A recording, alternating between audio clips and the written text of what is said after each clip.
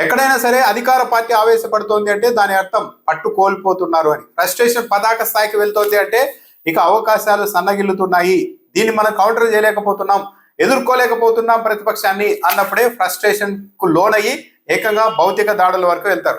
ఈరోజు విజయవాడలో Telugu Desam party MLA bonda Uma దాదాపు అదే పని చేసేశారు. వైఎస్ఆర్ కాంగ్రెస్ పార్టీ మాజీ ఎమ్మెల్యే మల్లాది విష్ణు, వైసీపీ నాయకులు డిఎస్సీ అక్రమాలపై నారా లోకేష్ సమాధానం చెప్పాలి, రాజీనామా చేయాలి అంటూ డిమాండ్ చేస్తూ నిరసన కార్యక్రమానికి దిగారు.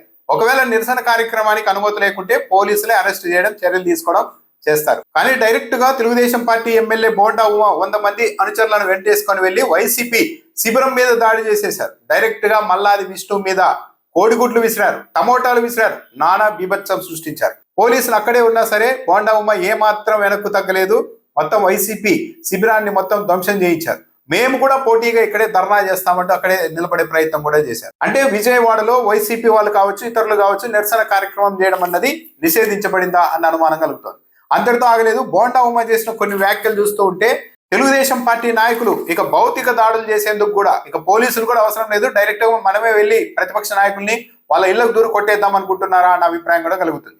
బోండా ఉమా చెప్తున్నారు మాజీ మంత్రి గురించి, ఎల్లంపల్లి గాడు వాడు గాడు అంటున్నారు ఆయన. వాడు ఎల్లంపల్లి గాడు కూడా ఇక్కడికి వచ్చి మాట్లాడిపోయాడు, ఈసారి వస్తే ఎల్లంపల్లి గాడిని కొట్టేస్తా, మాజీ మంత్రిని డైరెక్ట్ గా కొట్టేస్తాను అని మీడియా ముఖంగానే బోండా ఉమా చెప్తూ ఉన్నారు. వైసీపీ వాళ్ళు పద్ధతి మార్చుకుంటారేమో అని ఇంతకాలం ఎదురు చూశాను, ఇక వీళ్ళు పద్ధతి మార్చుకోలేదు.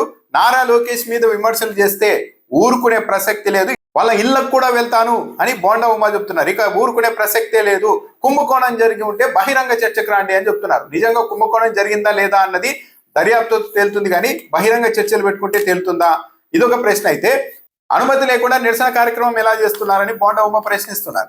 అనుమతులు లేకపోతే పోలీసులు చర్యలు తీసుకుంటారు, కానీ డైరెక్ట్ తెలుగుదేశం పార్టీ ఎమ్మెల్యే అక్కడికి వెళ్ళి దాడులు చేయవచ్చా?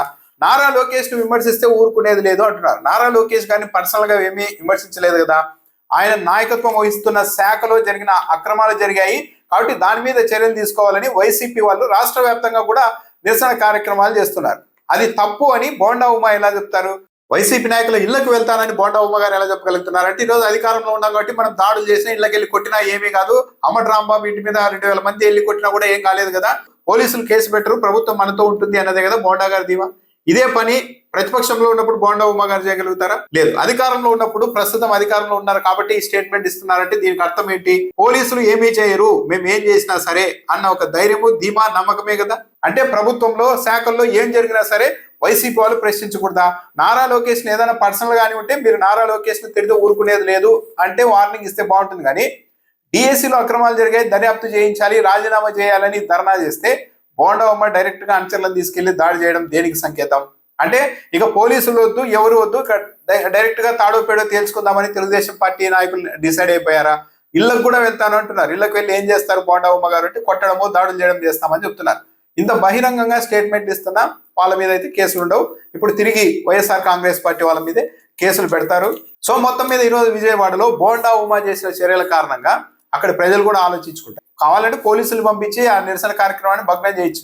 అలా కాకుండా డైరెక్ట్ గా 100 మంది ఎంటేసుకొని బోండా ఉమా వెళ్ళి దాడి చేయడమే కాకుండా ఇక పైన చూసుకుందాం, మీ ఇళ్ల వరకు వస్తాను, వాణ్ణి కొడతా వీణ్ణి కొడతా అని మాజీ మంత్రుల్ని కూడా దూషిస్తూ ఉన్నారంటే ఇది తెలుగుదేశం పార్టీ ఫ్రస్ట్రేషన్ కు ఒక పీక్ లెవెల్ గా చూడొచ్చు.